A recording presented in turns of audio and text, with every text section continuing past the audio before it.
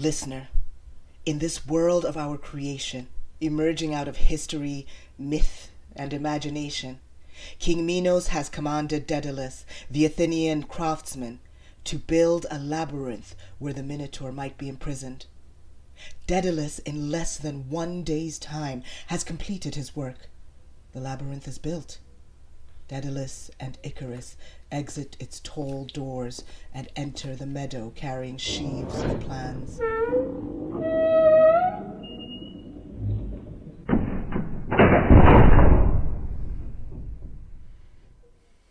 Daedalus speaks. Thanks to blessed Athena, this work is done. Now here comes Minos. With hands on hips, he beholds the labyrinth. Daedalus, is your deed done? It is.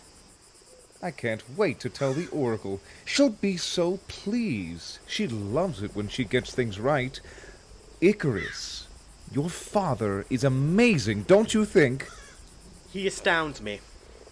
Daedalus, you drew the plans? I did. Though Athena elaborated. How so? Principally, she added fields and meadows where various fruit trees and crops might grow, as if a small village might make the labyrinth its home. Perhaps Athena knew something you don't know. Well, I indicated clearings at the end of corridors, spaces open to the sky. Athena simply made them bigger and added a few. But she worked essentially within the scope of my design. It's fair to say the labyrinth is mine. Yet another great accomplishment for the great artisan, my father Daedalus. Forget Athena did all the work. My king, pay no attention to Icarus, please. I'm afraid I've left him too long in the sun. Minos approaches the closed doors to the labyrinth. The Minotaur. Is he in there? We let him graze in a meadow. He seemed content. Will there be adequate food and water? Will he survive? There are numerous springs and streams for drinking, and fruit-bearing trees, as we said. Meat might present a problem. There are ways to deal with that. I'm sure I'll think of something. Have you walked about inside? A little. And the Minotaur will not escape. He will not. Inside, the walls are sheer, too slick to climb. The corridor's an endless maze. To enter is to be lost forever. Once that door is barred, the labyrinth becomes a prison. A prison? Such a place as might be fit to hold a traitor. Certainly. Father? A prison for someone who betrayed his king? No prison more appropriate. Father? Once the traitor passes through that first corridor, he'd be wise to make himself at home. Neither persistence nor wisdom will lead him back to this door. Father! Icarus, what is it? Icarus sees what you would too, were you not blind. Daedalus, you cannot go unpunished. But King Minos, the queen. Will you persist in blaming others for your sins? She's queen of Crete. I'm her servant. We are all servants, whether it be to a queen, a kingdom, or a god. Daedalus, you have put your skills to horrid use. You cannot go unpunished. As I am king of Crete, husband of the queen you helped defile, your judgment falls to me. Though you do not have my sympathy, still I will be lenient. For your part in bringing us the Minotaur, I sentence you to share his world. King Minos, am I to be banished within my banishment? So it seems. Good king, what am I to do locked in a labyrinth of my own design? Wander around? Icarus, you do not share your father's guilt, and need not share his punishment. I've grown used to him. I need the amusement. I will not stop you, Icarus, but I ask you to reconsider. You do not want to spend your life wandering through your father's maze. And consider, Icarus, that when the Minotaur comes of age, he will not be content to graze. Whatever kind of man Daedalus is. He is my father. I will not leave him. Then be that as it is. Go, both of you. Minos' guards enter, open the great doors to the labyrinth, and escort Daedalus and Icarus inside. Daedalus to his son speaks. I'm proud of you, Icarus. I'm disgusted with you, father. Before my life's begun, it ended in your prison. Oh, Icarus, have a little faith. Trust I'll find a means of escape. How? Shall we sprout wings and fly? Well, that's an idea. Icarus, please don't fear. I'll find a safe way out of here.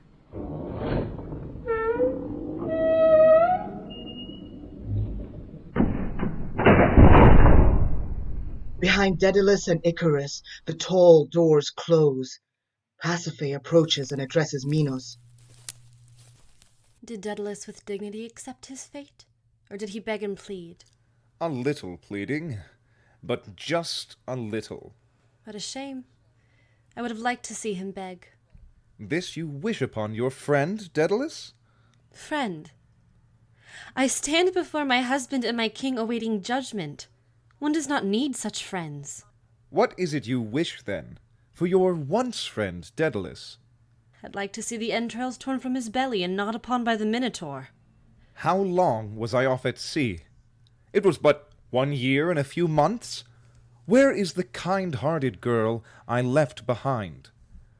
I remember days full of tenderness, a touch as gentle as a breath, a smile that seemed to make the air around it dance, as if all the dead things within the room, the floor and walls and furnishings, were somehow, by that smile, made animate. Where is that Pasiphae? Do you miss that child? Child? Oh no, this Pasiphae was no child. Nights proved that. Long nights of unexpected twists and turns, even for Minos, a man, as you say, of wide experience. I learned the arts of which you speak at an early age. They were taught to me in the cradle. How to do this, how to do that, what a man desires, which is most of all to sense desire in his woman, so that he might powerfully fulfill her. Every woman knows this. Men like their virgins slutty. Every word you speak is ripe with resentment. And why not? I'm not that girl you so lovingly lament. I'm the mother of an abomination, a woman you are about to lock away within this labyrinth. That decision has not yet been made. Hasn't it? What choice do you have, King of Crete? Can you take me back into your bed, thus defiled, and still rule? Pasiphae, it is not you reviled by Crete, but your transgression, and still, in the extreme degree of its abhorrence, there may be advantage. Ample is the evidence in your beauty and your grace. This monstrous act is not of your nature. It is not possible one as outwardly lovely as Pasiphae could be so inwardly deformed. No one will believe it. I cannot bring myself to believe it. Then do not. I am not the woman who in dirt and mud knelt down before an animal. I am not her. I will not be. That person who was cast upon this body, I cast her out of me. Free now from this madness, visited by the gods, I reclaim the rights of our matrimony. I am Minos' queen. I call upon my king to defend and protect me. Those who did this to you must be punished. Not even Minos can punish the gods. And thus the gods are not responsible. If not the gods, then who? Pasiphae, you have been unduly influenced. I have been possessed. What is influence but a kind of possession? Through influence, one may be barred from his own will. That's true, but still. Influence is too mild. Influence can tear a world in two. Without Daedalus to make the robe, none of this would have come to pass. He has been punished for the part he played, but all the blame cannot be borne by Daedalus alone. How much did Potnia know? She knew everything. Everything. Did she goad you on? Her teachings were all of freedom and not restraint. She is one of Gaia's priestesses. They know nothing of restraint. When I say you are unduly influenced, this is what I mean.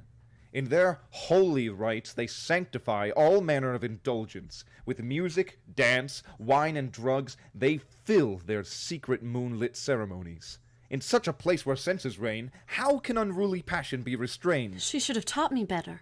I trusted you to her. I left you in her keeping. She deserves just punishment. She, and all of Gaia's priestesses. All. Their temples spread across the width and breadth of Crete. The time of Gaia's worshippers is done. The trade Crete needs to grow and prosper demands the rule of law and men. What is your plan? To lock them away with the Minotaur. And Potnia, she too. Potnia's fate I will leave to you. Minos calls to his guards, who bring Potnia, her hands bound to Pasiphae. Now Minos leaves, and Potnia speaks. Why does Minos treat me thus? What is the meaning of it? His soldiers have dragged me here as if I were a thief, or worse. Worse. Much worse. You've betrayed us both, your queen most grievously. I have betrayed my queen? What have I done? There is no one loves you better, no one more loyal than Potnia. I do not doubt your love nor question it. You have treated me like a mother who dotes upon her child, who in the surfeit of her love neglects responsibility, who fails to chastise when chastisement is what's needed, who fails to strike her beloved when that momentary hurt might save a future of regret. Such love does a child great injury. I am guilty of loving you too much. That is my sin. This is my betrayal. Yes, that is your betrayal. I leave behind me now that preening girl who is your legacy, that always primping girl all self-absorbed whose greatest thrill was to decorate herself. That foolish child was tainted by your beliefs, imbued with your licentiousness, which I now abjure. I am Pasiphae, queen of Crete. That girl was mother of the Minotaur. It is true that I have loved you to a fault. I have been your tutor since you were an awkward girl. But only tutor, Pasiphae, not mother. That honor to Percy falls. I do not need lessons, Potnia, in my lineage. The sun god Helios fathered me by the oceanid Percy, but it was you who was entrusted with my education. One does not teach a child its nature. That comes by birth. A tutor only shapes the given fabric and hopes to make a better garment. Given those constraints, I need not be ashamed. Think of your siblings by Helios and Percy.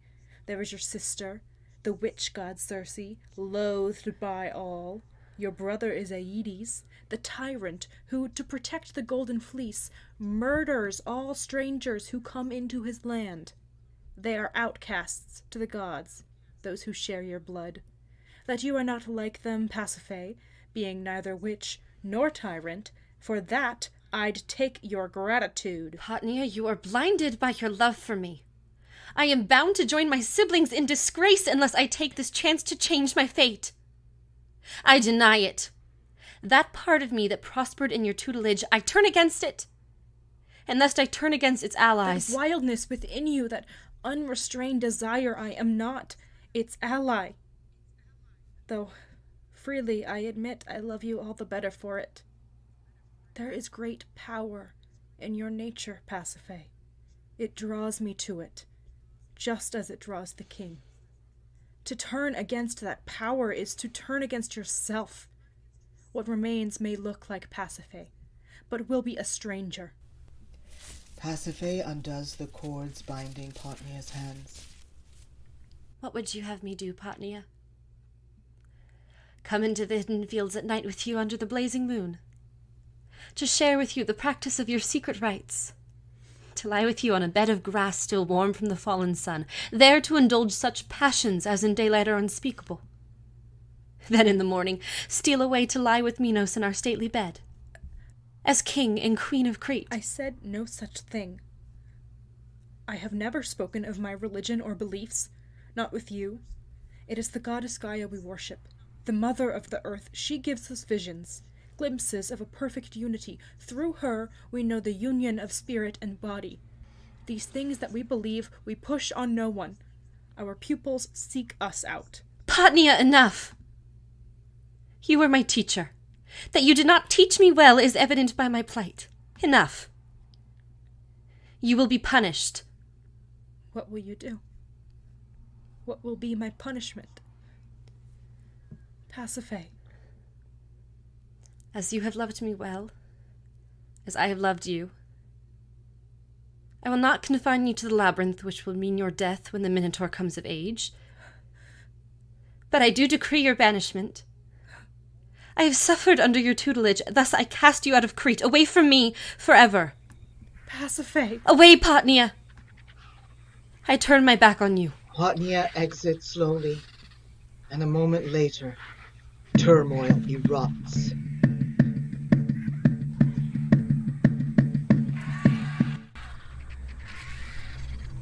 Gaia's priestesses emerge from the sacred woods in a panic. Minos' warriors are bent on ruin. They ravage our temples across the land. Our worshippers fall by their savage hands. Our red blood spills under a blood-red moon. What is the cause of this outbreak of havoc? Has he lost his mind, our king and protector? All of this screaming. It has the ring of war. Wolves have been loosed on our peaceful flock. Our homes are burning, our temples are razed. Our sisters by the score are raped and murdered. Minos' soldiers are by bloodshed crazed. Our desperate pleas go unheard. Why come to me in search of protection? I cannot stop what fate has decreed. This hour will have what this hour needs. What the gods do cannot be undone. The eldest of the priestesses, their leader, addresses Pasiphae. Minos follows behind her. Now need we thank the gods for this bloodshed? Should we praise the heavens for our undoing? Better turn instead to our ambitious king and the desperate woman who shares his bed. Weigh your words carefully. Your life is at issue. What do I care for this life now your soldiers have ravaged my world? Gaia's worshippers murdered, our temples leveled. I see through you now, Minos.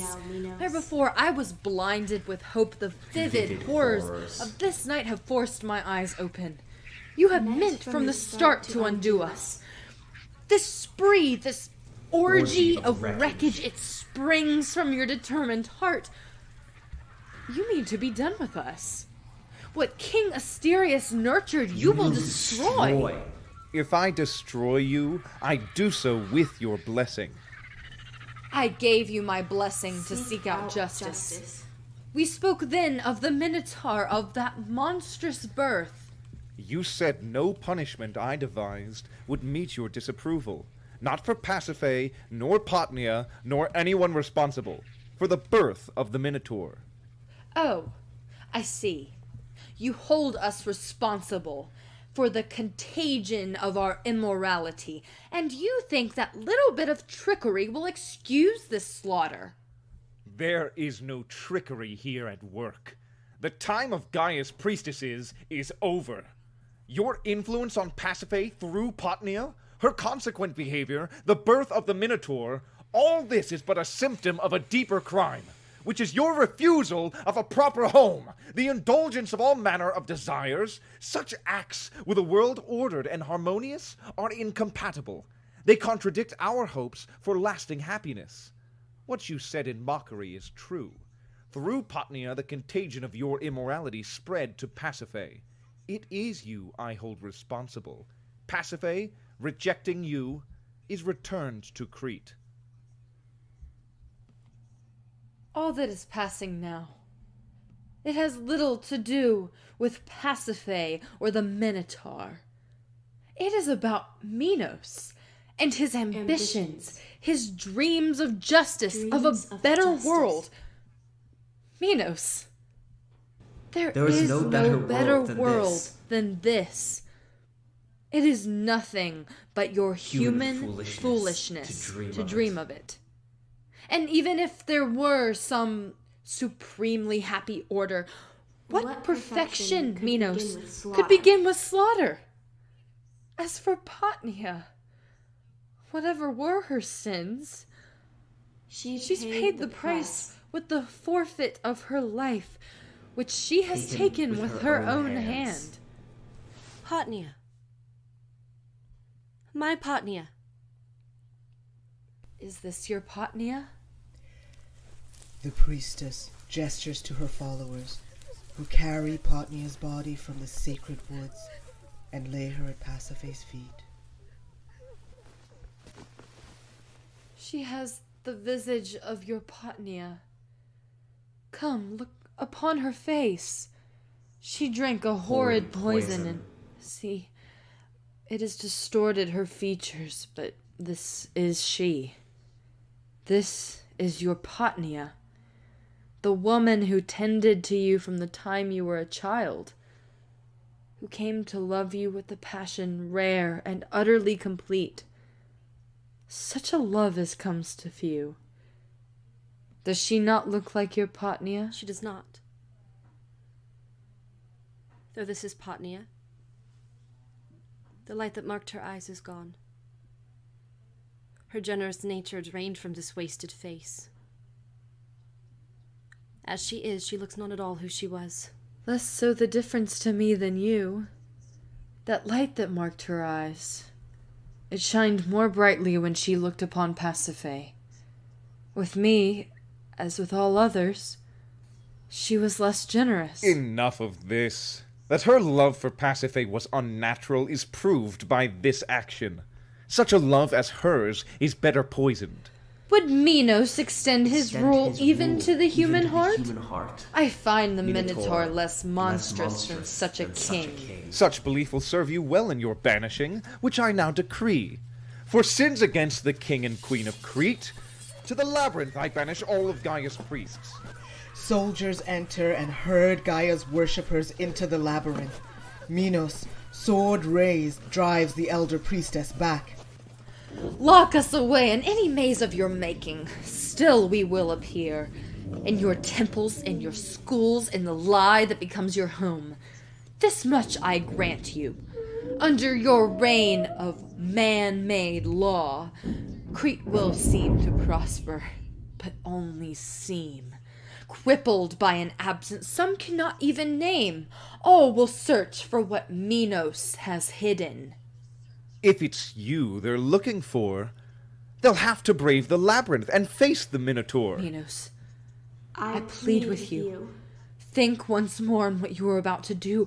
Our place is decreed by natural law. You may not banish us with impunity. I banish you out of necessity.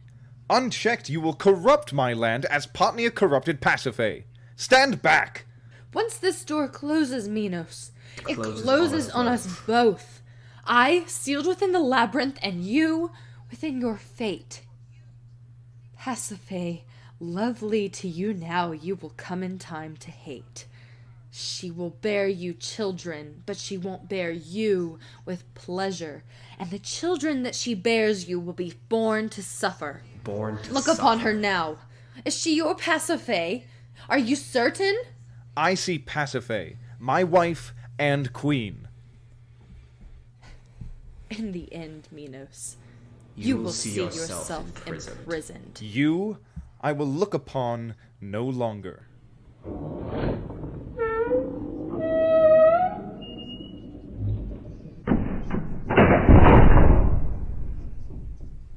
With Gaia's worshippers locked away, Minos approaches Potnia. He looks down upon her body and speaks to Pasiphae. She will have a decent burial. For her service to you and her love, she is deserving. Do what you will with her. It matters little to me. What is it about the way she looks, lying so in repose? There is a kind of innocence. She looks like the fool she was. Take her away from me. Pasiphae, why are you so cold? This woman loved you. And you destroyed her for that love. As was just. It was not simply enough to banish her or simply take her life. I was required to deny her. And I did. You required me to turn her away, and I did. But do not ask me now, after deadening my heart, to cry over her dead body. I cannot. Take her away. She was a fool. I belong to Minos and to Crete. I will leave her here a moment longer, for you to look upon alone. The Pasiphae I love has a kinder heart. Perhaps in solitude you'll find your grief. Minos exits, leaving Pasiphae alone. She kneels over Potnia's body. I feel nothing for you, Potnia.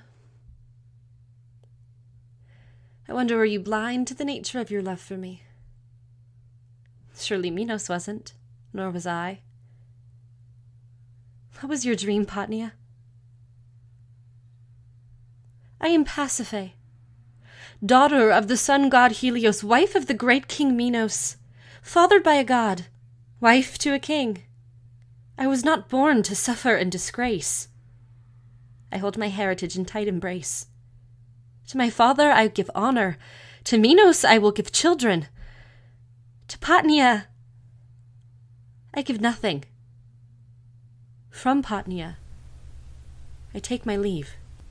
Pasiphae, upon hearing Minos return, buries her head in Potnia's breast.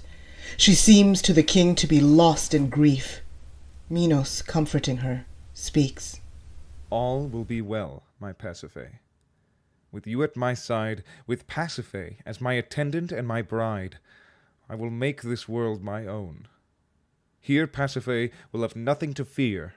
Her place will be beside me far into the future then, protected always by Minos' warriors and Crete's brave men. Listener, it's time to take our leave. With Potnia dead, Pasiphae to Minos is once again wed. Gaia's priestesses, one by one, will feed the Minotaur's hunger. As for Daedalus and Icarus, their story is well known. It has traveled across the ages.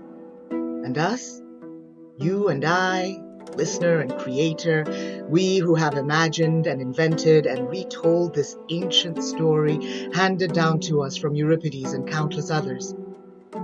We take our place among them, the tale weavers, the imaginers of worlds that shift and change, turn and return, loom and recede. Though this telling is done, the tale of Pasiphae and the Minotaur goes on twisting its way through the heart's blind maze, from then to now to forever.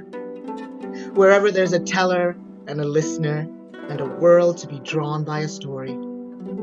Goodbye then, listeners, and greetings.